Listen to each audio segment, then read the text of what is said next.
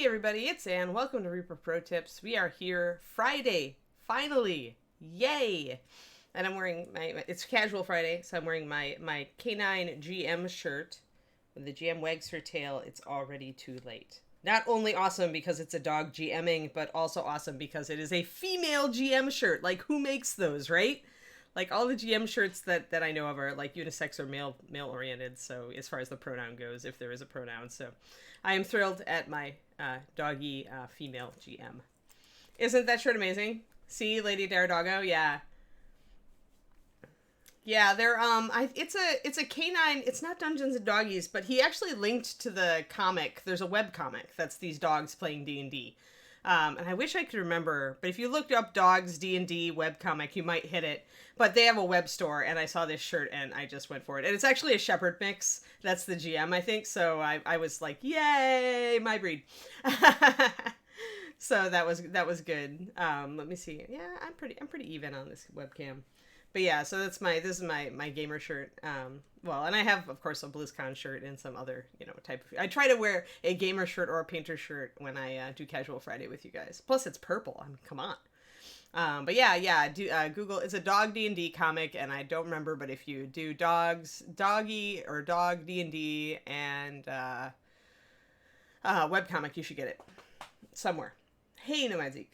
Hey. So yeah, so I'm kind of sleepy because I was just telling Justin, Kiri is like the part of her brain that's supposed to like disconnect her muscular motor functions from her brain dreaming functions is like kind of degenerating as she gets older. So she actually runs in her sleep and she kicks pretty strongly and doesn't wake herself up. And so there's stuff under our bed and she likes to lie right next to me and she just kicks it. And that just woke me up like 5 times last night. So I'm like, I can't brain today. So of course we're doing a difficult subject. We're doing crystals on the day when I can't brain because why not? So yes, it's that kind of day, everybody. It's that kind of Friday. I will probably have to take a power nap this afternoon. So, okay, so there's a good topic for y'all. Like, who believes in the power nap? I totally believe in the power nap. And by power nap, I mean like 20 minutes, max 25, maybe in the earlier mid-afternoon to totally keep you from hitting that afternoon slump. Like, are there any nappers out there? Because David can't nap. Like, he just says, no, it doesn't work for him. But I, like, live and die by naps some days. Totally believe in the power nap. Power nap, power. Yes, exactly. Yeah, it's crystals today, Sethany. We don't know. I've got very little brain power thanks to Kiri waking me up many times last night. But we're going to go for it. Oh, Grumpy Butt? Yeah. It's key to get short naps. Like, the minute you go over half an hour, your body is like, oh, are we sleeping then? But if you do short ones, like 15 minutes, 20 minutes, key. Oh, yeah. Yeah, definitely. I believe it. For those really long shifts, it'd be necessary, Lady Dare Doggo. Yeah. Yeah, see, that's bad, because that resets your brain's, like, sleep function asterisk. That's the problem, right? It took me a while to realize that, too, because if I'm sick, I definitely go down for, like, an hour or two in the afternoon if I'm like, coming down with a cold or something. And that helps me get it, like, just kick it right out the door. But, yeah. Yeah, exactly, Rignace. There's a great sleep book out there that talks about the benefits of the power nap and sleep research in general and how our attitudes, as we've gotten more industrialized and more all about the 8-hour or 12-hour workday, how we really are damaging our bodies by not getting enough rest. There's a great book out there. It's called Sleep and then something else, but it's fantastic and it talks about all that stuff. And it's actually what convinced me about the short power nap, that I should only set my span for about 35 minutes, so that 5 minutes to fall asleep and 5 minutes to wake up, and that's about perfect. But yeah. Accidentally, yeah, see, that's a problem. Yeah, gotta do mid-afternoon, Nomedzi, because most people, well, actually, it depends. It depends on if you're a night owl or a day bird or whatever you're gonna be, morning, early bird. Good morning. 6th cup of coffee. Oh my god. I would be like hemorrhaging. My heart would be exploding at this point, you guys. All right, let's go. Let's just jump in. Even though I have very few brain cells, we're going to be using wet palette and well palette today. We're going to be using both. I kind of like this whole slidey thing I've got where I can do the well and the wet. Like, I'm just pretty much just doing this. Which is a pretty good setup, actually, since my wet palette sits right on top of my wells, and then I can cleverly. Like they ought to make a sliding setup like this, you know, like that. We need that. That would be good. That'd be good. So as you can see, I did some work on Troll yesterday. Let's get him in focus and set focus so that I don't wobble like I did yesterday. There we go. Oh yeah, purple gems. Of course, Twisted Oma. Like, come on. Anybody who knows me on this stream would doubt that I would do purple? Oh yeah, I visited Italy and implemented the siesta. Absolutely. It's a Reaper. It was one of the earliest Bones models in Ara. I think it's 44002 is the item number, I think. Yeah, here it is. And it was one of the first Bones Blacks. That's why it's got such an early Bones Black number. So there you go. It is, I gotta say, guys, like, this is, I think, one of the best sculpts I've seen out of Reaper for a very long time. It has a great motion. It's got a great facial expression. All the detail, the musculature is very defined. The crystals are awesome. You know, the crystals are spread out, so it's got some nice detail that you can carry down to the lower body. It's just really well sculpted. And I mean, the cuts that you've got, like as far as the mold lines are a little annoying, but not too bad. I'm going to take some green stuff probably and fill the seams in his shoulders. David thinks I should finish him. So you guys might have to deal with some rock troll in the future, just for fun. But yeah, so it's a great model, especially if you want to work on something like this, like dramatic lighting effects. There's just a natural great angle that you could do dropping a light source down here that hits all of this in this leg. So if you want to practice something like this, it'd be good. Even the back is well sculpted. So I would heartily endorse, Mr. Rock Troll as subject matter for training yourself to do awesome stuff as a painter. Yeah, it depends on what you're working on. Like I said, it's good to grab and this is actually brought home to me since I've started doing mentoring on the Patreon, coaching on the Patreon, is pick a project based on what you want to learn, what you want to work on, right? So obviously, if you're doing a minis for a D&D game, that's not always going to work for you. But if you're just painting to have fun, then try to look at each project with an eye toward what could I push myself on this? What could I practice on this, you know? So, Yay, naps are good. Oh, nice, Sandercleese. Grats. My dog is cancer-free. 4.5 years. Curious. Alpha GG. Yeah, it's green stuff. You'd want to use putty for it. So, like this stuff. You may or may not, depending on how long you've been in the hobby, you may or may not be familiar with green stuff. But it's essentially plumber's epoxy putty. We all call it green stuff. Reaper sells it in strips like this. I keep it in a plastic bag because it tends to like stick to everything around it. You mix a little bit of the yellow and a little bit of the blue, it turns green, and then it's very sticky, which is good because it'll stick to the model. You actually dip your sculpting tools in water. Some people use Vaseline, but then you have to wash it afterwards before you put paint on it. And it sets over like the course of about an hour. You use sculpting tools to smooth it down into that crack, and it fills the crack very nicely. And then once it's set, it's pretty strong, and it's sticky, so it helps stick your model together as well. It has that side effect. I just haven't done it yet because I wasn't sure if this guy was just going to be a demo model or if I actually wanted to finish him. If I do decide I actually want to finish him, then I'm going to fill that seam right there. So, yes, absolutely. But green stuff is the way to do it. There are other epoxies that other people may like better. But just try them. They vary greatly in stickiness and curing time. Some are more like clay, like epoxy sculpt. But the stickiness can be good because it sticks the putty onto the model so that you don't have to worry about the putty falling off while you're trying to work it. Alrighty. Hey there, Daffodweir. Yeah, this is a very nice model, so.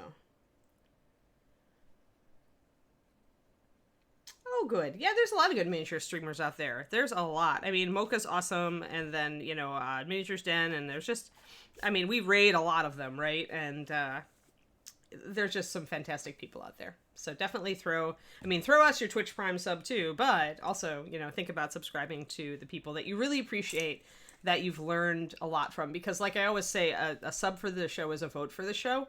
And not only does it, for us, it tells the bosses that we should continue on with a particular show, right? That it's doing well, that people really appreciate it. But it also, in the case of other streamers, obviously, it's direct income. And in these times where a lot of people have lost their jobs, it's really welcome, So definitely support your favorite streamers, even if it's just for $2, or $2.99. That builds up, right? It makes a difference. So, what about generic green stuff? There's fine. I mean, okay, so Rignays, the thing is that the freshness of the green stuff is important. So if you buy a tube of green stuff off of the shelf of your hardware store, you got no idea how long it's been sitting there. Whereas if you order it from a company like Reaper or somebody else who has a high turnover of the stuff, you can be relatively assured that it is very fresh. That's why I actually order mine from Reaper. And then when you get it, toss it in the freezer right away and just cut off pieces of it to keep out. So that it stays good longer if you freeze it. But yeah, freshness is important because it'll start to cure down that middle line where the green and yellow connect. And then you get lumps in the stuff when you're trying to mix it together, which is never good. So yeah, it is important. Alrighty. Xandercles, this is relatively new for me since I've just started, I decided to play with Wet Palette this week to try to get really fast setup results. And it's working. So I always tell people that I like the Wet Palette for fast, but then I forget, right? And I love my Well Palette so much that I just don't instinctually reach for the Wet Palette. I have a lot of water on the surface though, so I'm going to use a Kleenex and dab it off. But yeah, so a lot of what enabled me to get this down is using the Wet Palette. And one of the features of I guess and I was just telling Justin this, but using the Wet Palette enables you, I guess it encourages me to paint faster and looser, because it's, with the Well Palette, I'm used to being super precise. But on this, I'm smearing paint together and I've got puddles and I'm just slobbering it on. And so it encourages me to do something that's a lot faster, a lot looser. Don't worry about it. Just set up the shadows and the highlights and go. And so I guess I would have to say that if you're used to precision, if you use a Wet Palette already, try painting fast with it. It really is a fantastic tool for that. A lot of people use Wet Palettes for their regular painting all the time, and I don't. I use this. But for setting up a model, I would seriously do this. If I were going to finish out this model to a competition level quality, I would totally, after I have it all set up to this level, I'd go back to my Well Palette, absolutely. And then I would fine tune it, hit all the fine details, really put some nice blending on it. Do all the little things that I normally do, except that instead of being obsessed with them all along, I've done the bulk of the work quickly. So, and this is kind of how David paints, and this is kind of why I'm trying this out also, is that I like how he paints, and I wanted to kind of switch it up. So, always switch it up. I don't soak it, Xandercles. If you just put it down and then you flip it and you put it down again and then press your little edges down so they get waterlogged, your parchment won't have a problem. This parchment is actually 2 days old, so it may be wicking a bit more water. I washed it after my stream yesterday, so it is actually the parchment that I used yesterday. It's just been rinsed off in the sink. Yeah. So yeah, okay.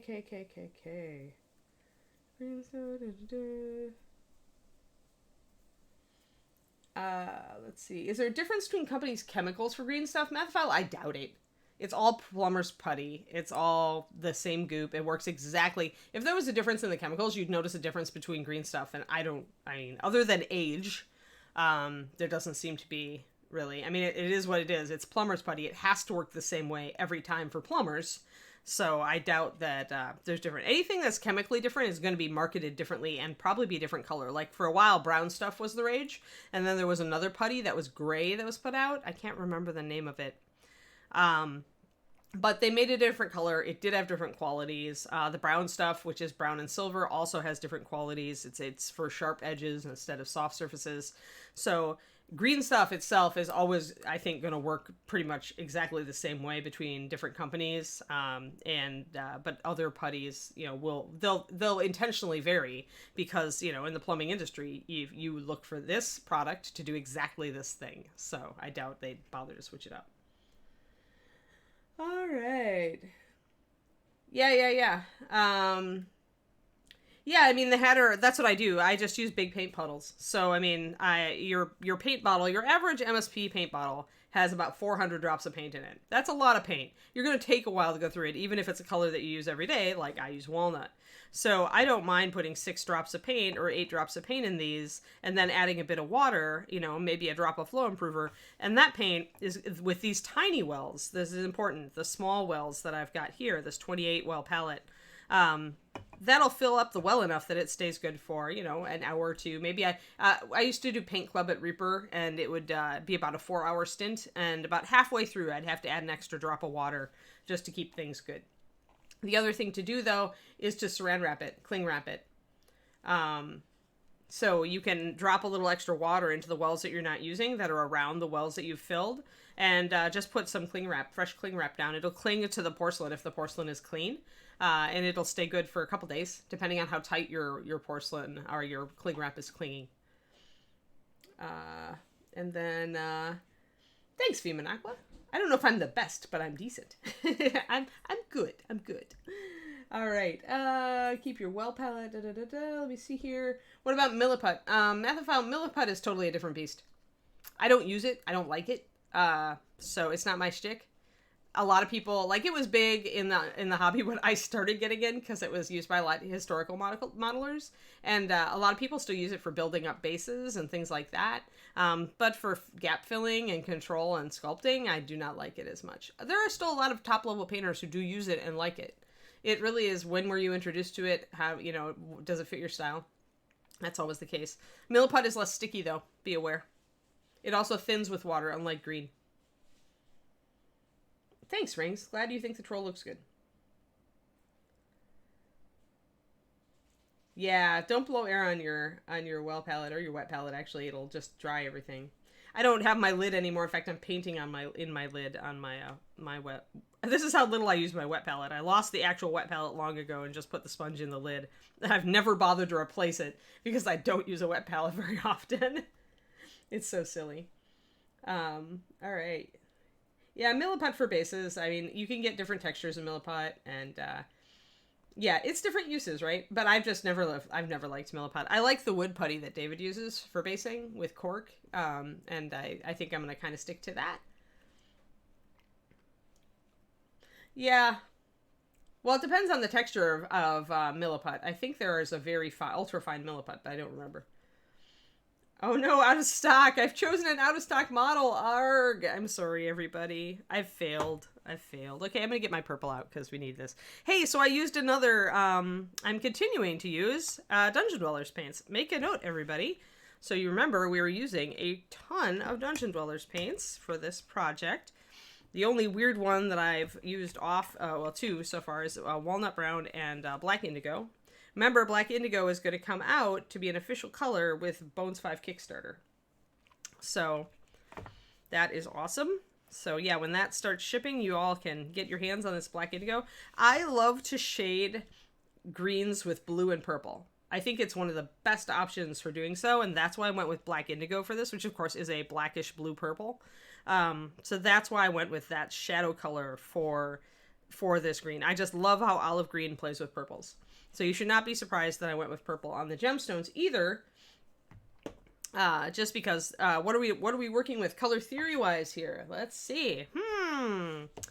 We are working with a triad.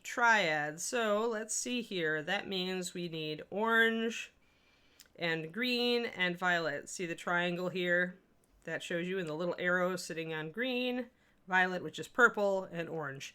What do we have on this troll? We have orange and green, so the obvious choice for the Gemstones is purple. Now, when I first brought this purple down, it looks like it might be too saturated since the other colors here are muted, but it actually has turned out pretty well since I shaded it with the black indigo. It is still maybe a bit bright, but it's also, you got to always remember, when you add more highlights and shadows, this color is going to mute a little bit because you're going to be taking it down. Whenever you cover up part of something, it's going to change the color. So when this crystal is just this bright purple, it's going to look differently. When I start adding highlights and stuff to it and maybe some more intense shading, it's going to change in color just because you're changing the amount of surface that is the brighter purple. So, hey, Chinner. Oh, Bones Black Rock Troll is in stock today. Sweet. Yeah, MCC, you and the sculptors actually, they don't mix Milliput usually, but they will mix green stuff and Fimo all the time. The sculptors who still work in green. Jason Weeby was doing it before he switched to ZBrush. Bob and Julie still do it.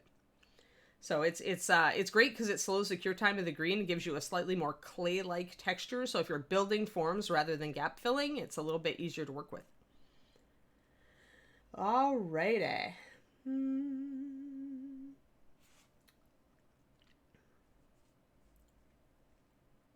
Alrighty, I'm trying to keep up with thingies. Keep up with the chat. You guys are really chatty today. Everybody must be excited about it, that it's Friday. Thank you, Vimanakwa. Well, I'm glad that you have learned a lot from me, because, you know, that's why I do this stuff. Alrighty. Excellent. Well, let's get on this. So, it can be difficult to find a good photo reference for gems, but you really do need to. You need to kind of look at how light falls to make them look right. I mean, anybody and their dog can just put like white pale lines around the edges of the angles and everything, but you really need to also look at light and how it transmits through the gem. So you got to find, you know, kind of look for a photo that helps it make sense to you. Here we can see, this is a good one because you can see where the light source is coming from, right? It's a very strong light source coming from this direction or maybe that direction. And so it lets you see, like the very top of that gem is also got a little tiny highlight right at the top. So it's probably coming from slightly behind in this photo. So what you can see here then is, one, make a note that colors shift, right? You've got a very warm purple here, but then you've got a very dark, like almost a bluish purple here. And this is something that purple gems will do. They'll go from warm to cool.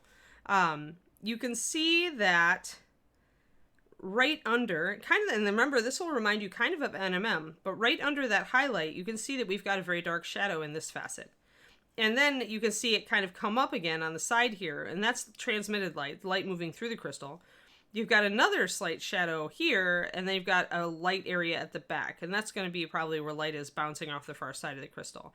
You can see that pattern repeated here somewhat, although the light angle is going across two facets here, so you've got a little bit of a dark line. Oop. No. Just zoom in on me, man. There we go. There, and then you've got that dark, and then you've got that light, and then you've got more of a shadow here. It's more reddish here. You're seeing a lot of red in kind of the, what we'll call, in the areas where the light, completely opposite the light for one. So like light here on the edge, and then it's more reddish here, and it goes down to blue here. Light here, and then it's more reddish here, and it goes more blue here.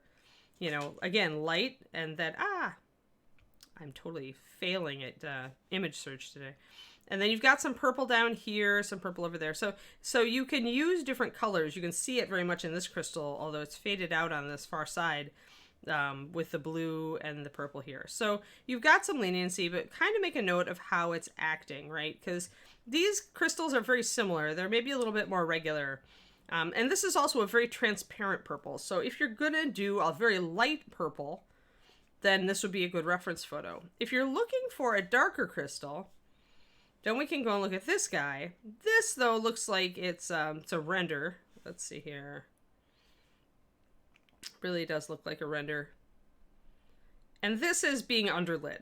And at least to my mind. Because you don't have an obvious, you kind of have a light source there. Yeah, I think this is a artificial projection. It's not an actual crystal. So try to keep that in mind. It might be a 3D render and not be a realistic light source then. But sometimes it can be difficult to find a representative crystal with kind of the qualities that you need. I think that light purple one might be the best one. Because some of this stuff is going to be, yeah, interesting. And some of it's just going to be, although this is actually kind of the way things happen. So if you're dealing with a flat crystal, and you'll see this with round gemstones as well, what you're going to have is a highlight actually in the dark side of the crystal. And the reason is that the gemstones are transparent. So you're going to hit your highlight where the light is actually shining and hitting the gem. And then on the opposite side of the crystal here, but that's where the light is passing through the gem and bouncing off the side. So this actually doesn't have a lot of light illuminating it, and this does, because the gem is transparent. So it's being, the light is being bouncing around in the middle, of the gem, and especially over here, because this is the direction. So when you do a round gem, you're doing a spot highlight in a dark area, and then the opposite side, opposite the light source, is the light area. This is also how eyes tend to be, because our eyes are also a translucent medium, that reflect and refract light, and light enters them. So things to think about there. I'm trying to find another. Sometimes the hardest part of finding a good crystal reference is, one, finding the color you want, and then two, finding one that's a realistic light sourcing. I honestly think that initial crystal that I happened upon is the best one. Let's see if there are other similar crystals. This is another good example here. You can see the light coming in, and you can see the light gathering down here on the bottom. So you can really see that in that photo, but not a whole lot of others. All right, so let's just rock it. First of all, we need to figure out where our light is coming from, but we already know that because we've been painting the troll like this. So I'm going to put aside my reference photo and mix some paint. So I was using Eldritch Purple for my purple, shadowed with Black Indigo. So I'm going to start with my Eldritch Purple and grab some, take a puddle of that. Yeah, it was a poor 3D render, exactly. Hello, Daniel Paints. Thanks, yeah, we're doing crystals today. How long have I been painting? Alpha GG, a long time. You can see these gray hairs. I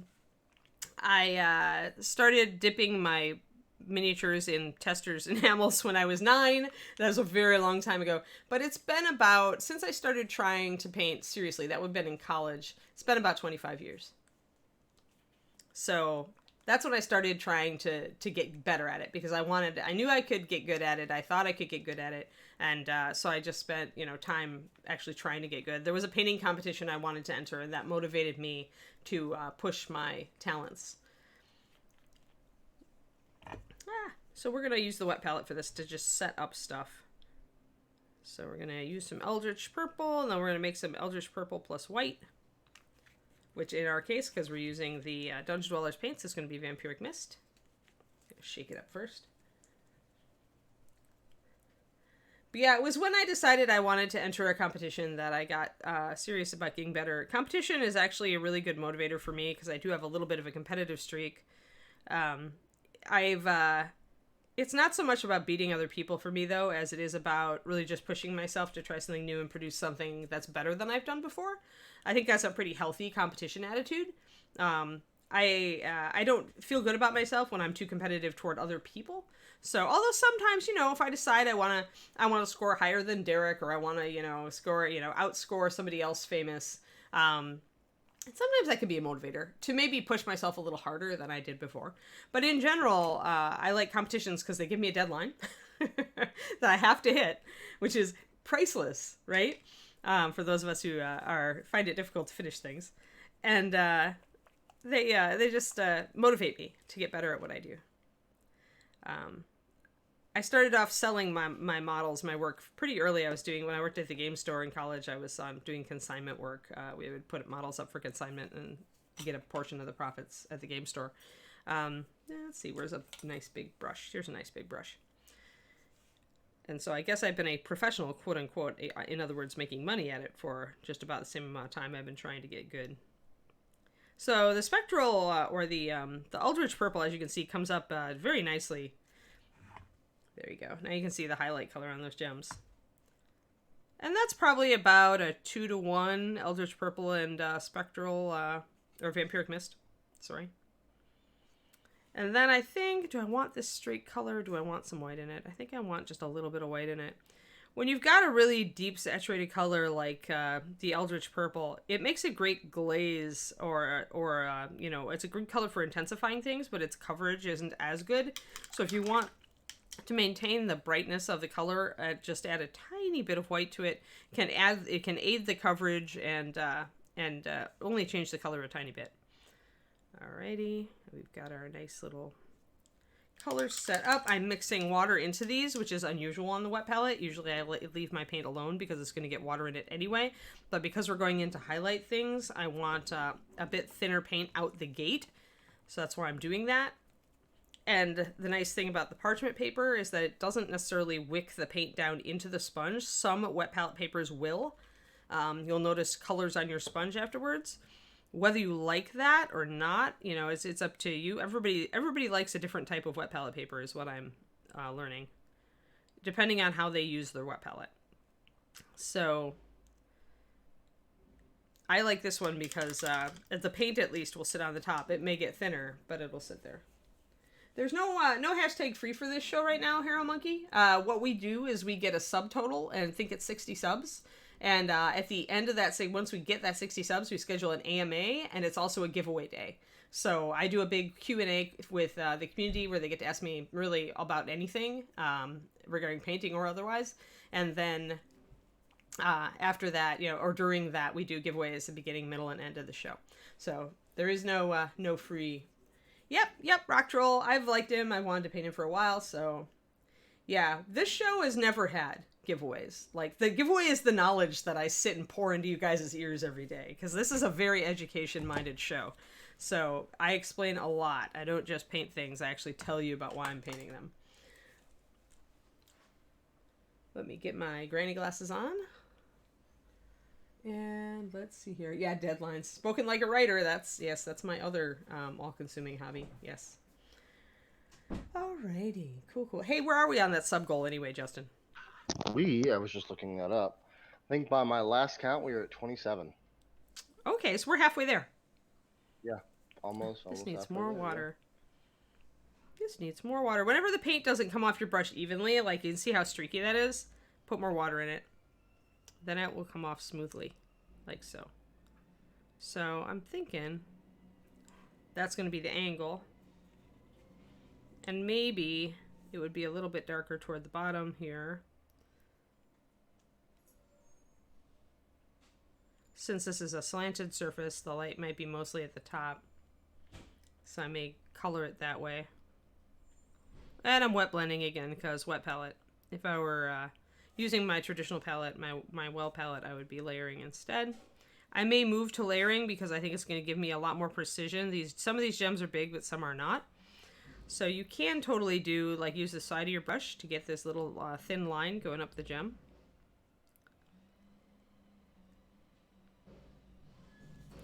And that helps. Some people do the streaky line thing on the gems. I don't think it looks that great, so I don't. It's an effect I never see live in person, and when I see an effect being used that I don't actually see, then it seems just like it's not very real to me. And I'd rather have the gem look real.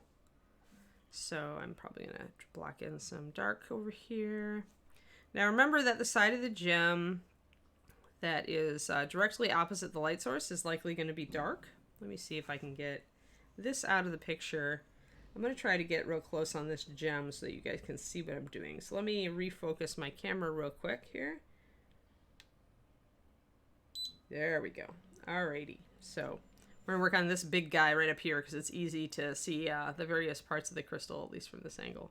So you can use So what I call side brushing is essentially loading up your paintbrush with kind of semi-fluid paint and wiping a lot of it off, but then you use the edge of your brush, you paint with the edge of your brush, and it catches that edge perfectly. This is also useful for doing highlights on hair at 28mm, where you maybe just want to hit the edges of some of the strands with like pure white or a highlight, and you can just use the side of your brush, and it's just going to hit the texture that's already there. As long as the sculpt is good, that will work. Up here I might have to actually paint that line on. Looks like we have a couple of facets up here. It's very much helps, and see how the paint didn't come off my brush there? That's why I had to add some water, so I went back to my wet palette. You want your paint quite thin for drawing these fine lines. I'm trying to see if we've got another facet over here. the better the gemstones are sculpted, the better this is going to work. There, we'll do that, and then we'll pick up this edge with the side of my brush. All right, so we've kind of mapped out the segments. The thing that's useful for doing these little lines is it's mapping out the segments of the gem. So now I can look at my photo reference. Come on, photo reference. Come back. There we go. So we've got our highlight, and right under that and opposite it, we're going to have some dark. So I'm going to need some really dark color in here.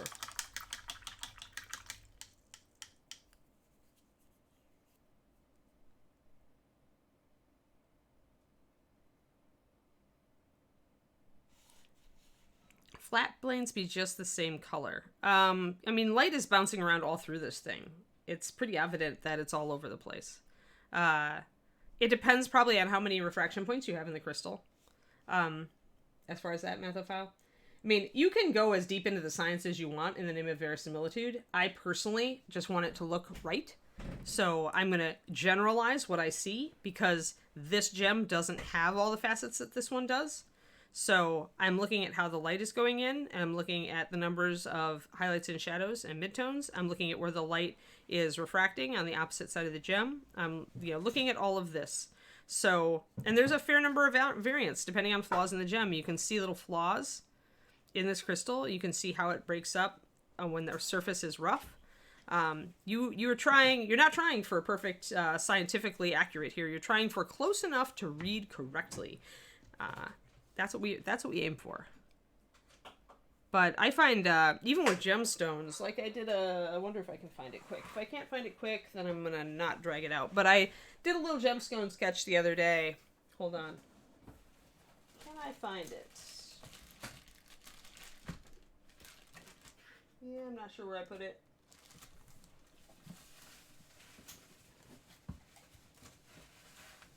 Yeah, I don't know.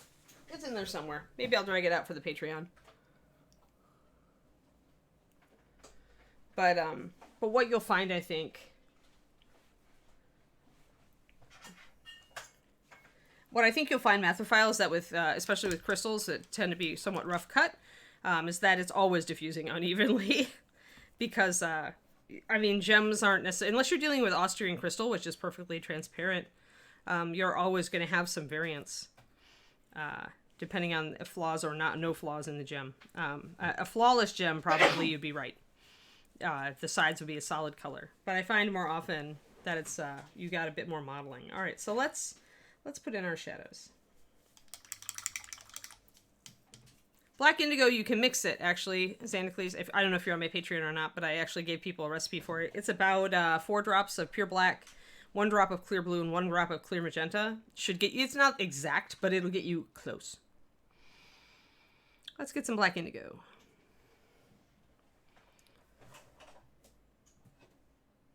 Until the black indigo officially comes out. So now I'm layering. So I'm starting my brush stroke away from where I want the color to end up, and I'm pulling up. And this is not necessarily as effective because my paint is not as thin as it needs to be, but it's good enough. So I'm putting a heavier shadow, you can see, right behind my highlight. I'm going to do the same at the top of the gem. These are kind of the same rules of NMM, remember. The difference is that this is a translucent surface, whereas, of course, metal is an opaque surface. But some of the rules are similar about the way just that light travels and refracts and reflects.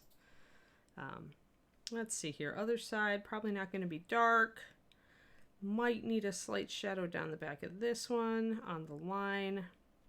I'm kind of copying my little thing here. So I'm pretty much using the rules. I'm going to see if this works.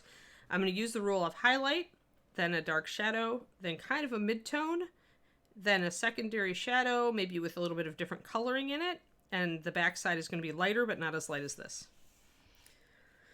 And we're going to see if that works. Because, again, you're trying to get kind of an appearance of something. I may need to introduce a little bit of blue if I want some into this gem, because otherwise it's very reddish purple that I'm working with, so I'm going to be stuck there if I don't introduce some blue. So let's come down here and bring up a little bit of color. What also helps if you're dealing with imperfect crystals, like kind of chunky crystals, is if you do a bit of stippling. As we noted on our rough crystal here, there are definitely little pock marks and holes and roughnesses, right, on the where the surface of the crystal is not even. And so you can imply that yourself by doing some stippling in lights and darks. Like there's fractures or there's little variances. Let me get some white into this black indigo. That makes it kind of a bluish color. I might play that back here.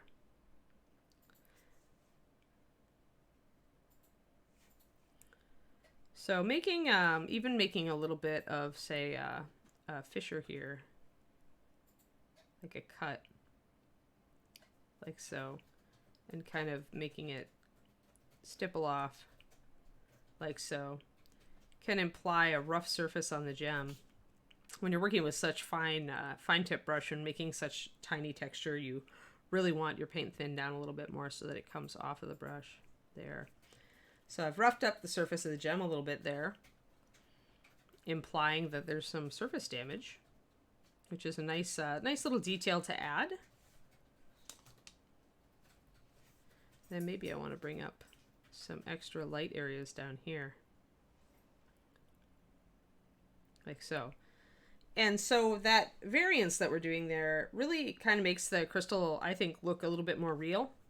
It's not just perfectly cut, all one color, as you say, on one side. It's obviously got flaws in it. It's obviously got some rough spots. So that kind of helps make it look interesting. You could certainly make an argument in any reality for, you know, a crystal that would reflect like this. It's probably not perfectly realistic, but if it is more or less following the rules that we've outlined, you know, from looking at our example, and if it looks real to you when you look at it, and if you show it to your friend and they're like, oh my god, those crystals look real, then you can be pretty sure you nailed it. I'm going to get more pure vampiric mist here. I want to bring up the highlight right here on the top.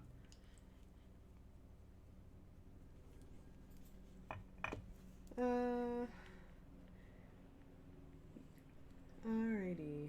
Hello, Dogfather. Just catching up on everything. DDH rocks. As a geologist, you approve my gems. Well, there we go. If a geologist approves of my gems, I am awesome. Yeah, it would be amethyst quartz. Exactly, DDH. Now I understand why you have rocks in your name. That's really cool. I love rocks, actually. So I'm hereby your fangirl. I always, like, when we went to Yosemite, I was like, all curious about the different kinds of rocks.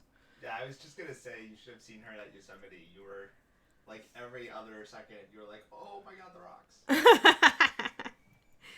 Yes, I am, I probably, if there is an alternate reality where I became a geologist instead of a painter. There's definitely an alternate reality where I became an archaeologist instead of a painter, and I probably would have been all into the rocks in that field also.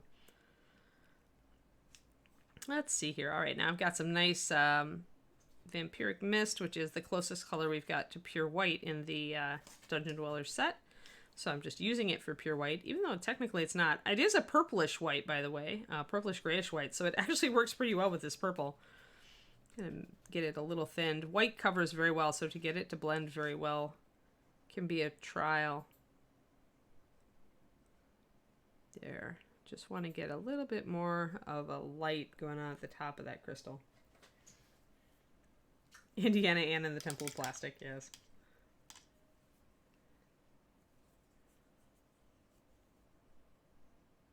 Oh no, Lady Daredoggo, I actually gave it earlier.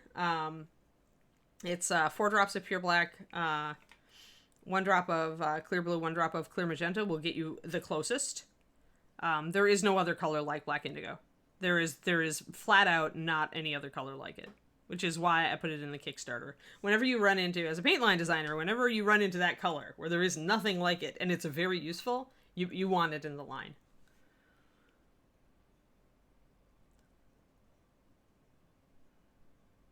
So yeah. All right, so I'm just roughing up the surface up there a little bit just to give it some variance so it's not just flat white.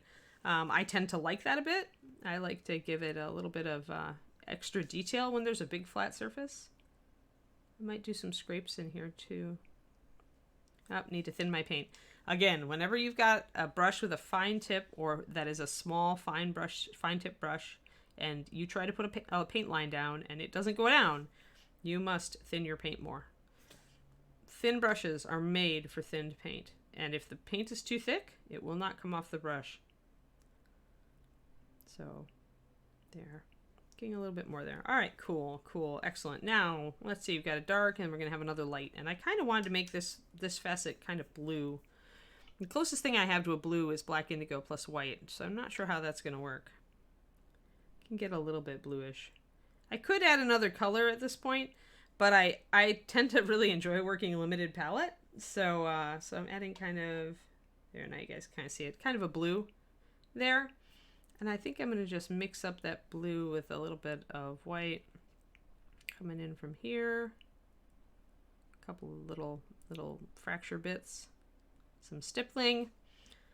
I might add a little bit of the red up top to bring it in, make it different. I think I left a lot of dark there, but I'm not too concerned about it.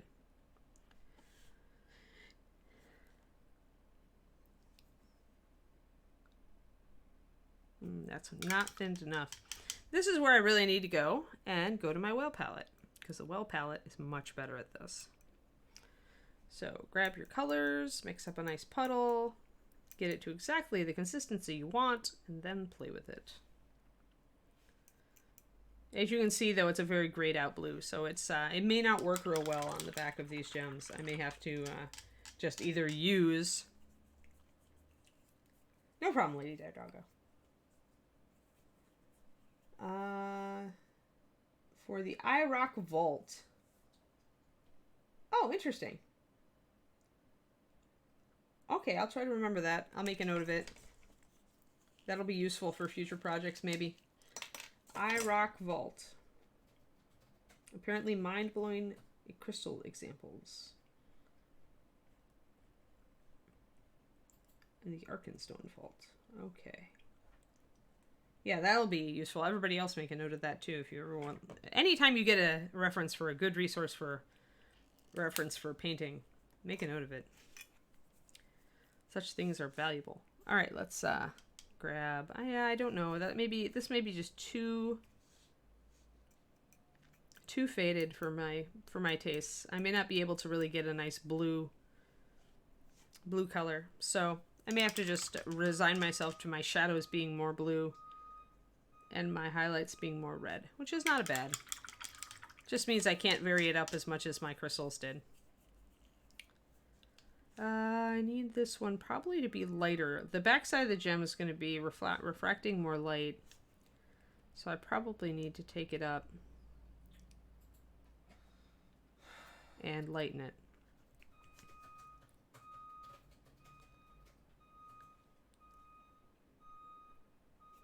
Toward the top. So you also want, even though it may not be strictly correct, but you also want contrast, right? You want the a dark edge to go up against a lighter part and go up against a darker part. You want that kind of contrast there. So you can see how we have our highlight going in, and then we've got our shadow right behind it in these two facets. But then on the other side here, on this side of the gem, a lot of that light's going to be bouncing. So that's why this whole facet is a bit lighter. And I'm probably going to take some of my mixture, mostly it's Vampiric Mist. It has just a little bit. It's a very pale pink. Take a little bit of that Vampiric Mist with a little bit of Eldritch Purple, and lighten this line here as it gets toward the top. And you don't have to make your lines the same lightness. Like this one started out all the same, and so did this one. But now I'm going to vary it. So near the top, where it's next to these dark areas, I'm going to make this angle, this facet line, lighter. And I'm going to leave it darker down here, except where I'm lightening up where the light is bouncing off the bottom of the gem there. So let's make this lighter. And again, you're using the side of your brush to just pick that out. You can always pick up a little purple if you want to fade it in a bit. Just want it lighter at the top. And then down here at the bottom, we can brighten the area next to the edge here. to kind of suggest that light is really coming in and really bouncing down there at the bottom where it hits the troll. Because it'd gather there and it'd be stopped because the troll himself is, of course, opaque. And again, you can put some texture, some stippling in there if you want to suggest that the stone has a lot of fractures. Or you can put little lines. See that? Now we look like I think we're looking pretty darn good, actually. Considering I have no brain cells, this is not a bad model. Or not a bad gemstone. So here's a little harder. Like, the light is hitting really, really strongly here, and it wouldn't be really hitting on the side of the gem here. So here I want to consult my reference to see how to treat that facet. So looking at my reference, I've got bright. Probably the closest thing would be here, one of these flat surfaces that's perpendicular to the light.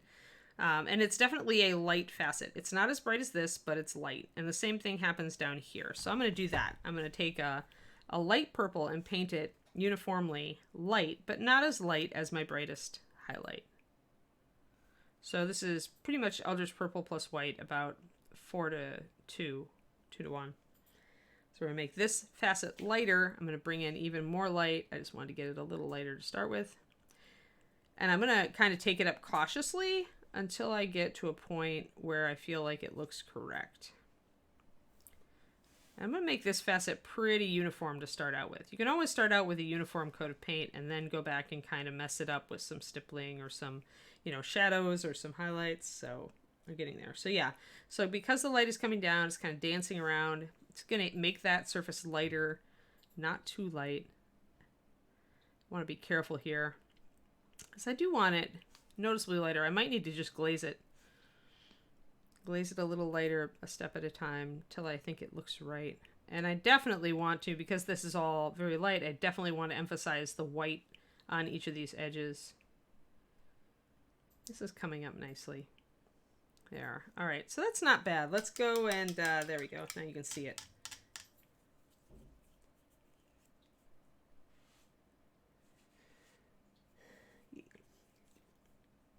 Yeah, awesome. Definitely put a link in the Discords. Whoa. I missed a question. Safaroko said there was a good question, so I need to go back up. Do I still have a dream model? Like the model that is the model, is that a model that I've always wanted to paint? Or is it just a paint job that, what do you mean by dream model? Define dream model for me. Or is it a painted model by a different painter that I think is absolutely amazing and I wish I'd done? Tell me what a dream model is.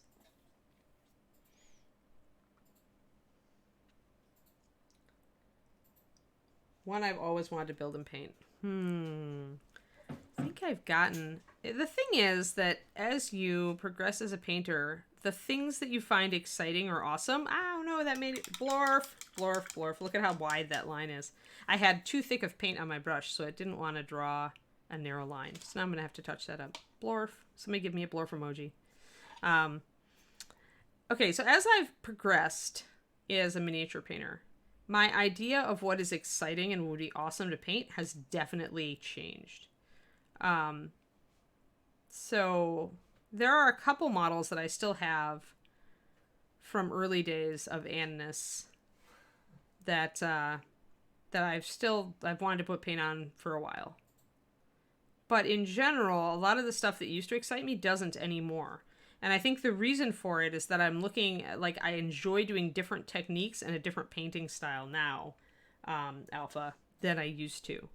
So I'm trying to think. And then there's the fact that we all get spoiled. So many good models now. The stuff that Games Workshop was doing, for example, when I was just getting into painting and looking at doing Golden Demons, compared to the stuff that Games Workshop is doing now, with the amazing plastics work that they're doing, old models just kind of fall down next to it. It's a rare older model that can stand up to the coolness that is coming out now from almost every miniature company.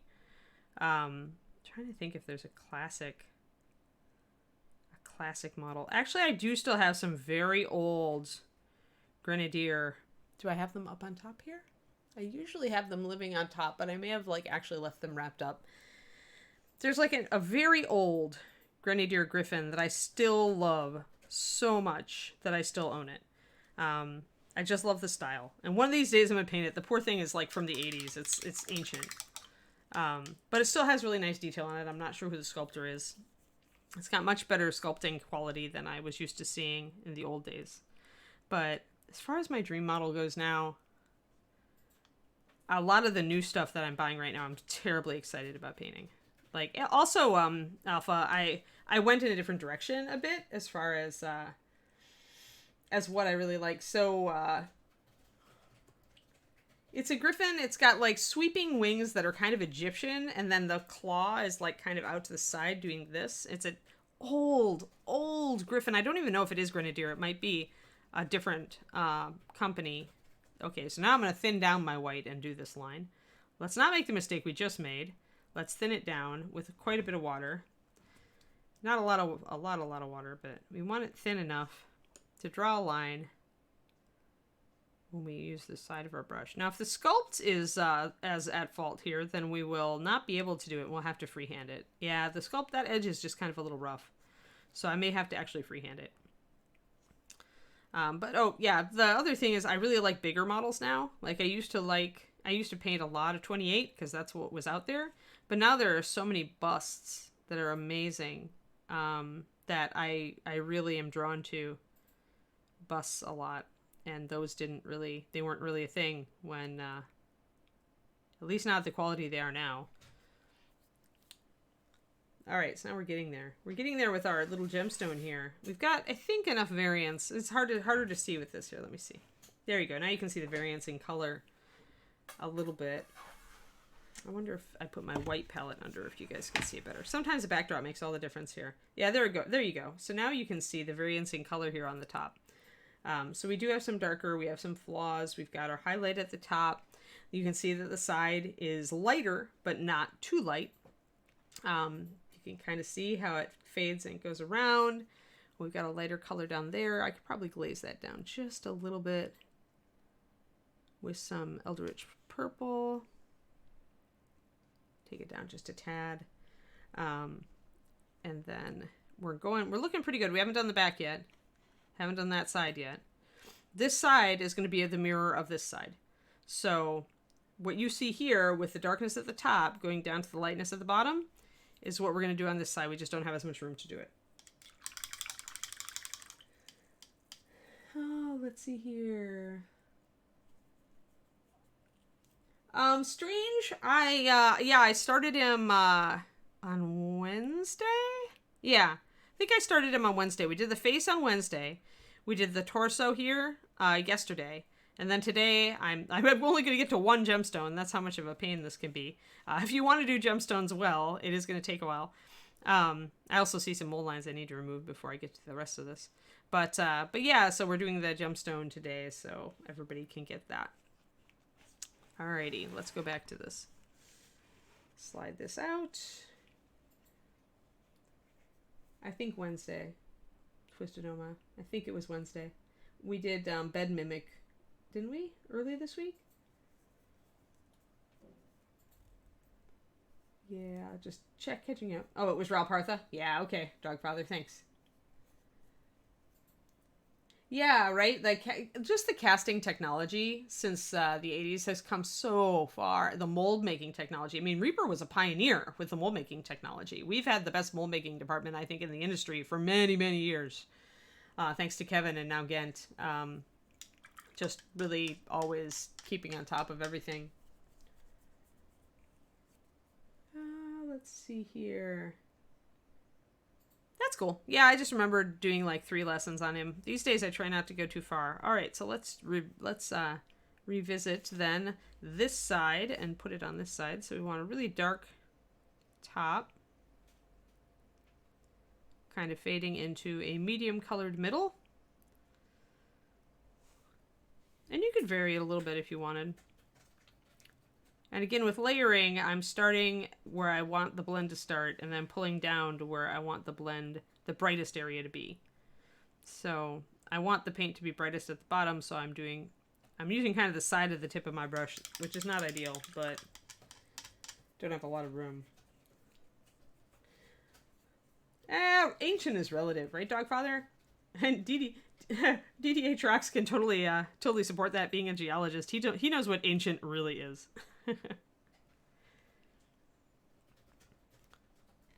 When you look at the age of rocks, you are not in fact older than dirt. There we go.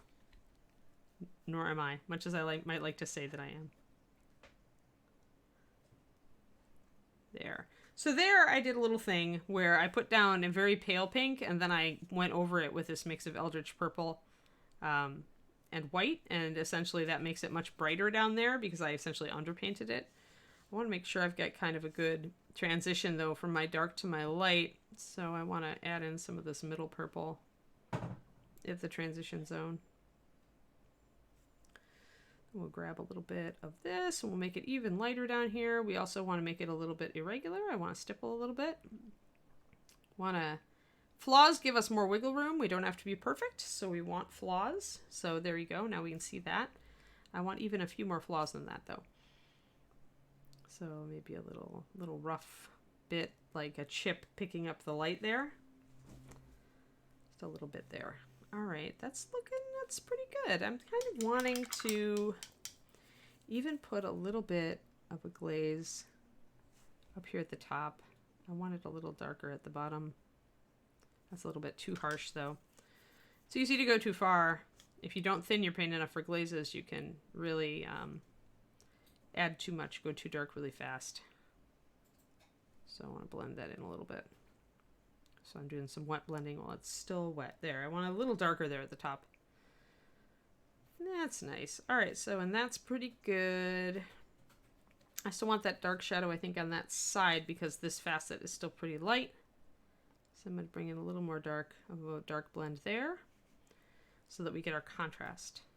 I also think I want maybe a little bit more light at the bottom of this.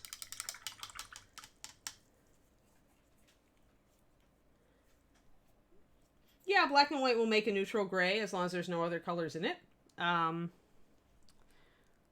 It'll make a grayed out version of a color if your black has other colors in it. Be aware that Dragon Black and Coal Black and Nightmare Black and Solid Black from the various Reaper paint lines are all complicated blacks, which means they do have other colors in them. Pure black is the pure neutral, I would say. Black we have. The lamp black. There. I want that to be a little lighter. Down near the bottom.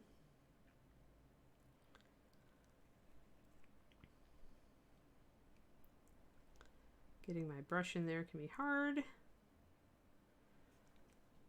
There, it's a little bit better. I just wanted a little bit of irregular. A lot of this crystal is irregular, and that says to me it's got a lot of faults and flaws in it. So I don't want to leave any one face totally flawless then. As you guys can see, doing gemstones realistically and so that they're really cool can take up a lot of time.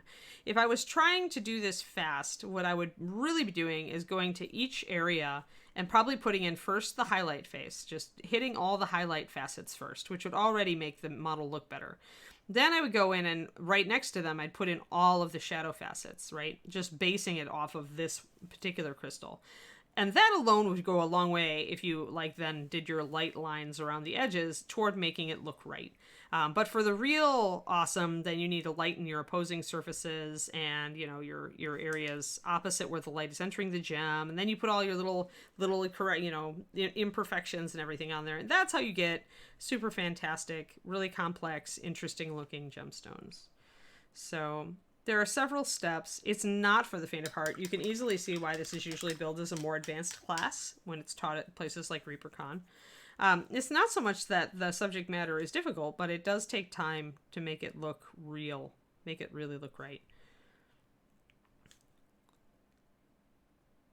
And it also is what I call a conceptual technique. In order to master it, you need to wrap your head around how light travels through a transparent surface and how it hits how it refracts within that object.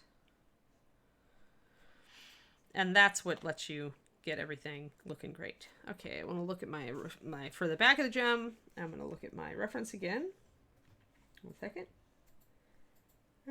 Oh, is it Grenadier Dragon Lord's Giant Griffin? Yeah, I don't know. I've lost it. There we go.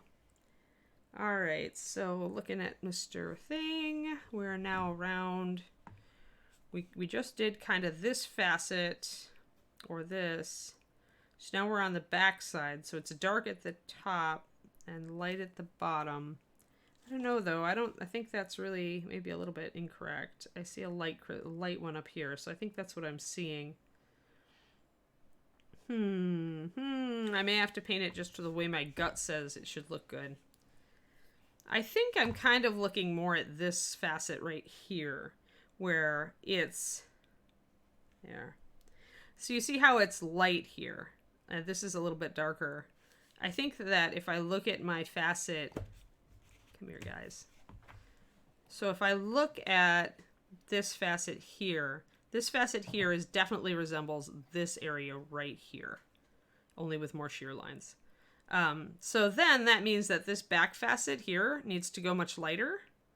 And probably I need a little bit more dark actually along the edge. So let's do that.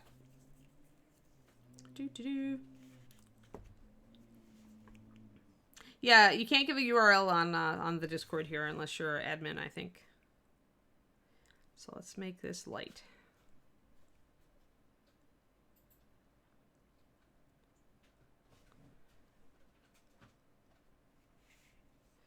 Just going to kind of keep an eye on how that looks. And we want again, you can see that light would pass through the gemstone and hit this other edge. So I do want it to be quite a bit lighter. I'm always drawing lines when I'm trying to like make light work on a model. I'm always drawing a line from my light source to what I'm doing. And get into that habit until it is instinct. And then you'll just find that you do it naturally, that you eyeball it. But until you hit that point, it is very useful to always be drawing a line from your light source to your other thing. Now, the reason that this is going to make this look transparent also is that, okay, if I was just painting this and it was a regular object, the highlight would be up here, but then this would be in shadow, right? Because it would be opposite the light source. So instead, because it's transparent, you have to make it look like the light is traveling through the surface. And that's why you would put a highlight where you'd normally put a shadow.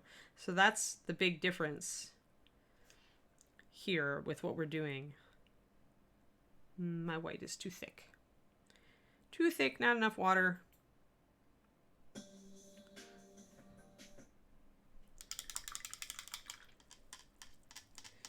Yeah, Arrow is biggest takeaways that you can get is to find a good photo reference and try to understand what you're seeing. So try to understand that the light is hitting the brightest surface, and then you've got a belt of shadow. You've got kind of a lighter area where the gem is flat to the light. You've got kind of a shadow where it's turning away from the light, but then as the light goes through it, it hits that far edge and illuminates it. So find a good photo reference, try to understand what you're seeing, and try to duplicate it. Even if you don't totally understand what you're seeing, try to use your photo reference as a guide. That's what I've been referring to all through this stream. So when you're trying to paint something that's trying to look real, that exists in the real world, photo references are your friend. Yeah, and it's sometimes hard to find a good one, but just keep trying. I think I want this lighter. Lighter. Needs to be lighter. There's a little bit of a issue there. I can just make that a crack. Make this light. Doing a lot of complexity on this back face. Like right there. It is pretty impressive how nice the gemstones look just with my starting kind of heavy wash of Eldritch purple, white, and then some shading with black indigo. So, you know, you could decide you just like that, but yeah, push harder. Make it cooler. All right, I've got a shadow there, I've got a shadow there. Here, where we run into where other crystals are interfering, then you just want to generalize. You don't, you're not going to get an exact get a very realistic look back here. Unless you've got a direct example in front of you, it's hard to turn around the crystals and see how they would change if they had another crystal right behind them. So all we got to keep in mind is that next to a dark face, or opposite the light source, we want it to be light. So we are working with lighter colors back here.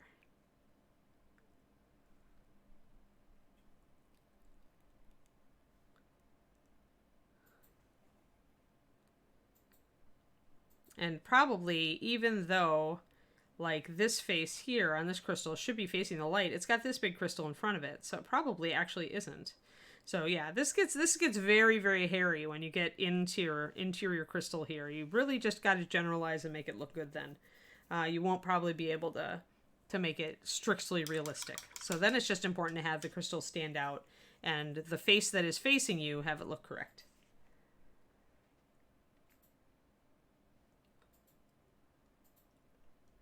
Right. Yeah, the thicker gem from that view will be deeper color. Yeah. So I could use my very vibrant color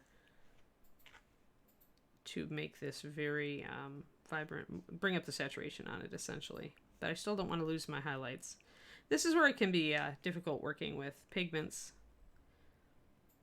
If you really want a more intense color after you've laid out all your details, you could always use some acrylic inks to glaze and maybe get a little bit more intense color.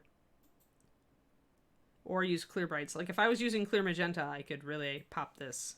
But then it would up the saturation, right? And this is all very muted models, so I don't necessarily want that. So once again, it's always that that choice between, well, this would be the more realistic choice. Yes, but this is the choice that looks better. Looks more right for the model. Alrighty. That's pretty good, I think.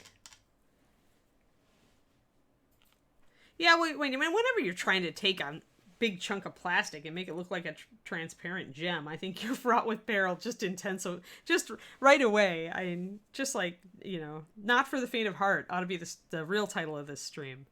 And I'm trying to do it to the nines. I'm trying to do it very, very well for you guys. So, I had bugging me that my camera is off. There we go. Haha, I'm centered. So, as well as can be expected, I guess is what you want it. You want it to be cool. Can keep mucking with it until it looks, even cooler. Got a little bit of a fault there, so I'm going to put some paint in it. Actually, I think I missed a crystal line there too.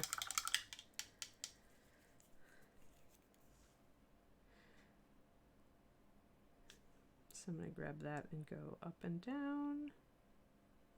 There.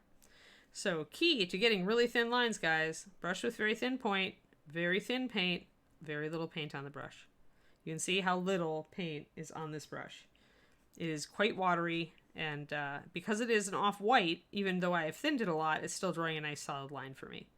So that be how it goes. If you are having trouble drawing really thin lines or hitting very small details, thin your paint. And make sure there's less of it on your brush and that you have a brush with a good tip. Just having those 3 tips, those are my beginner takeaway tips. If you do nothing else in your mini painting life, thin your paint, get a brush with a really good tip, and learn how to unload your brush so there's very little paint on it when you put paint on the model. Those things give you control, reduce frustration when you're trying to do detail work specifically. Because obviously if you're just blocking in stuff, you want big brush strokes and lots of paint. But when you start getting to details and you want the paint to be controlled and you want to be able to do eyeballs or buckles or fine lines or whatever, highlights on a belt at 28 millimeter, then you need to start working with thinner paint, less paint on your brush, and probably a Klinsky sable. Purely for the fact that it will make it so much easier for you. I'm going to do kind of a glaze of lighter color over this particular rock crystal face. I think I need a stronger white line down there. Now I'm just troubleshooting.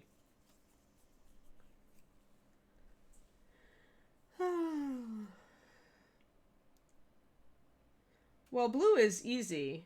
Blue and red are both easy. I mean, everything can go cooler or warmer, Lady Dare Doggo. So if I've got blue, I might go with a greenish blue for my, face highlights. I might go for a purplish blue for my shadows. And with red, same thing. I might go for more of a red-violet for shadows, and I might go with more of an orangey red for highlights. Any color, even yellow. You can shift it orange and you can shift it green. Yellow's going to be a little bit of the weirder one, but you can do it. So, I mean, purple does... I've looked at purple gemstones and seen that, just like in that picture, I've seen that shift between warmer and cooler color in the same gem. So, I know it's a thing. But yeah, you can do it with any color gem. The weird gems that are really difficult to do are things like diamond and opal.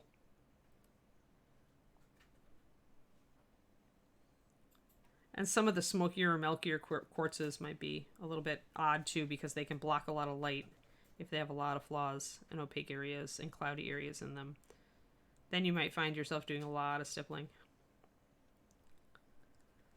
Just re-emphasizing my lighter line here. Lost some of them. Still want my sharp angles to show up here and there. And I might want that pure white edge up here. And might want it to be a little stronger near the top of the gem. So even with these little white angled lines, some of them are stronger than others, and usually I want them stronger toward the top of the gem.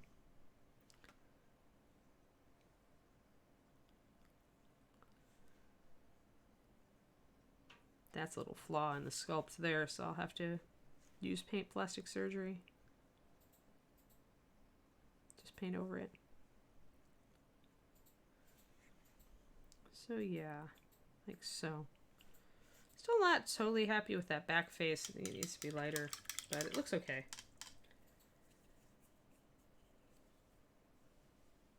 You need to click on that you accept the rules, Marls the Destroyer. I think then you can, I don't remember if if somebody has to approve you or if you can start reading right away on the Discord. Justin, do you know? No, I think once you've accepted the rules, then it allows you to kind of access all the channels. Yeah, so essentially... To my knowledge, that's how it works.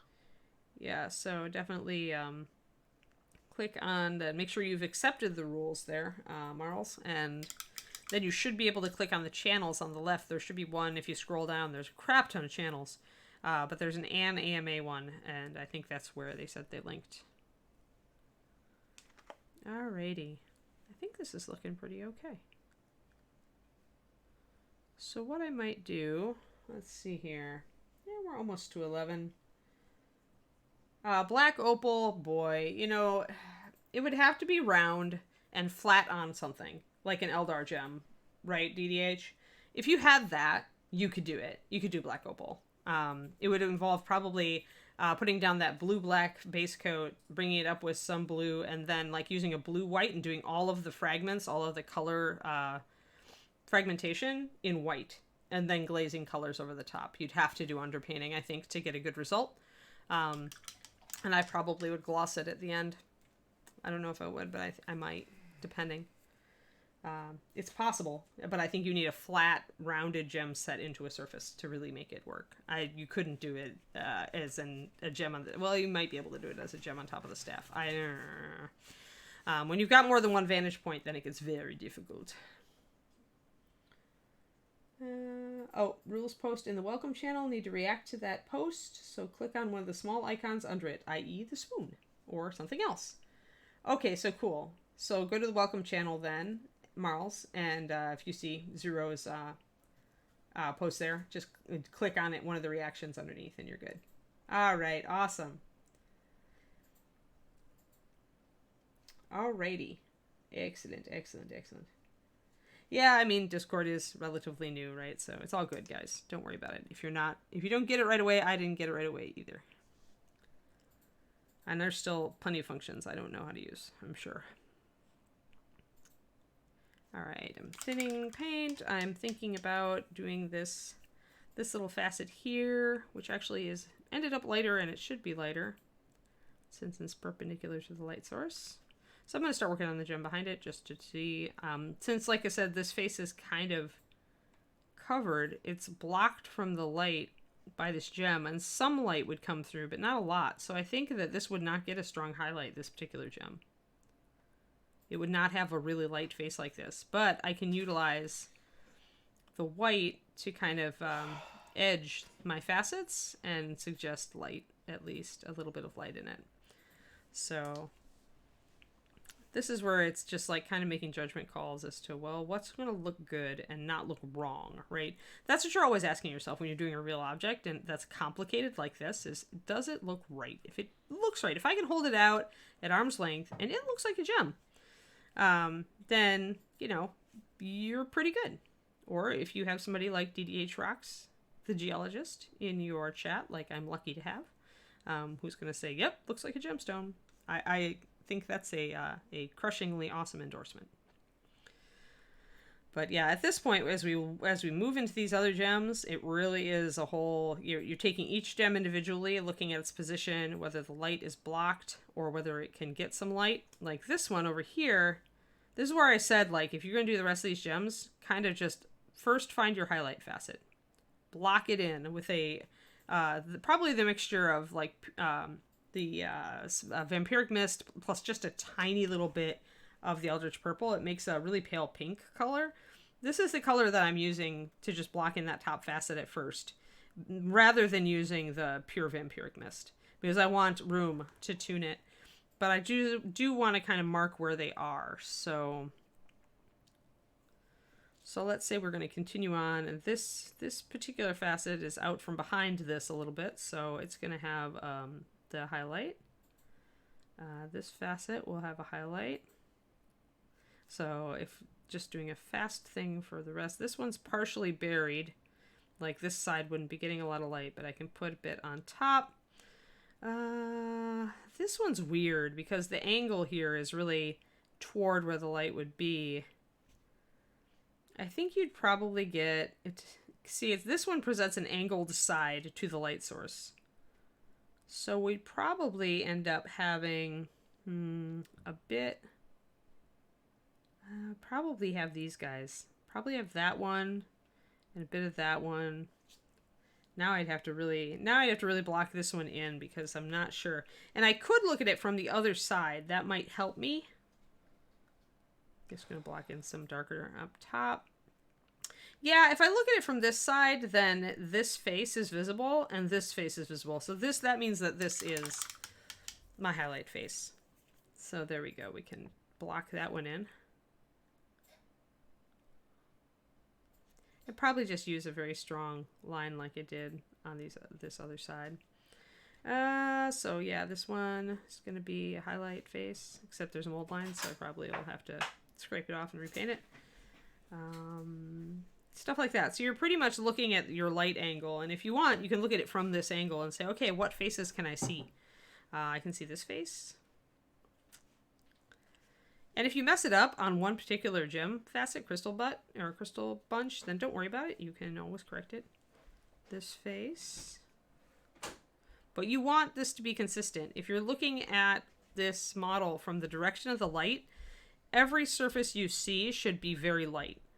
Like a predominantly light. So if I'm looking at it from this direction, I should see a very strong highlight here and here and here. I didn't do the ear yet, but the brow ridge, you should be able to see all these strong, and all of these lit faces are going to be a sign that you've done it right. Boop. So you can use this to get your faces lit correctly. And once you have your light, then you can go and remember right on the back side of the light are the shadows. So you can go to all of these facets that you've put the highlight on and you can add in your shadows. Once you've got all that blocked in, the rest of it is just, then the rest of it is what takes the time. Where you're really looking at each crystal and trying to make it look cool. But some of these little guys, they're not going to take much work.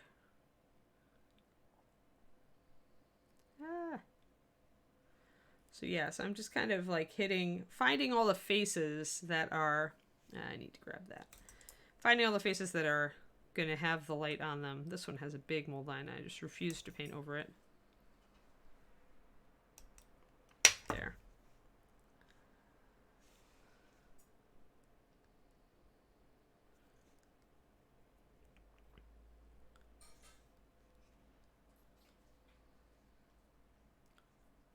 I'm gonna have to let that dry, but you get the idea.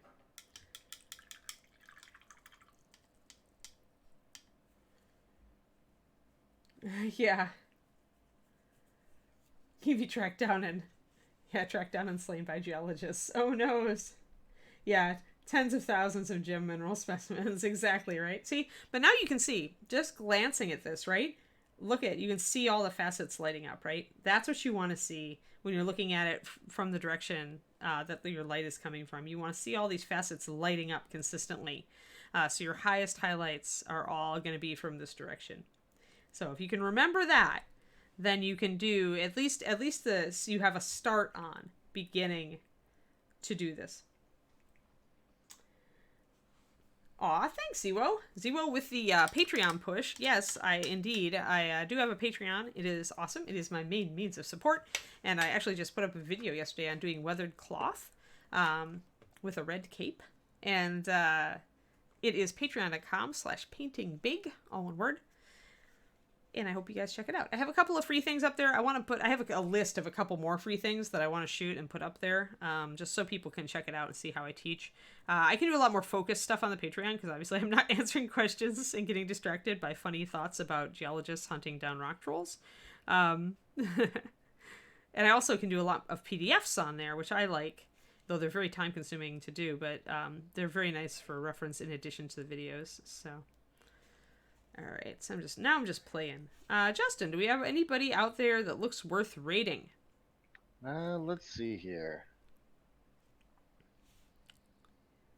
I hope this has been entertaining for you guys, even if you feel a little overwhelmed looking at crystals. I mean, it is easy to get overwhelmed on a topic like this, but at least now you have a little bit of a resource, and when you go to paint this model, you can always come back. If you're on my Patreon, if you're at the $10 level or above, we have a chat channel, Warrior Chat. And what I've been doing is after the streams, I've been lately putting up pictures of the models I've been painting on the stream. Just so you have a kind of a still reference. Yeah, well, this is the only, done one, Rings. Everything else is just wet blended. Well, and highlighted somewhat. I need to do a few more.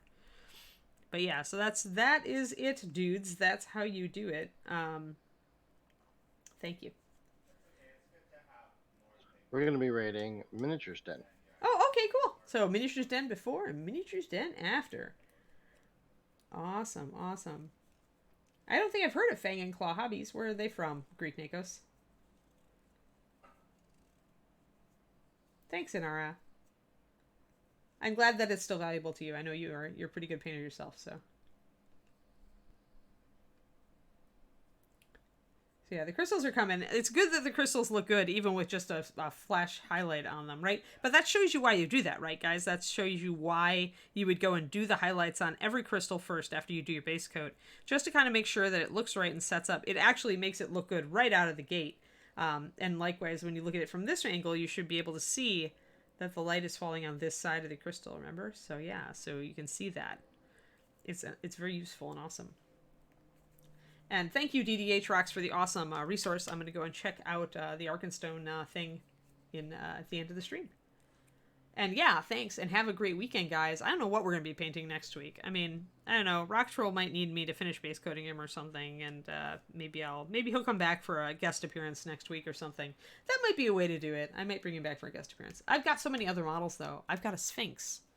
Could do a Sphinx. Have a good one, everybody, and have a great weekend, and I will be back with you on Monday. Me and Justin both. Have a great one.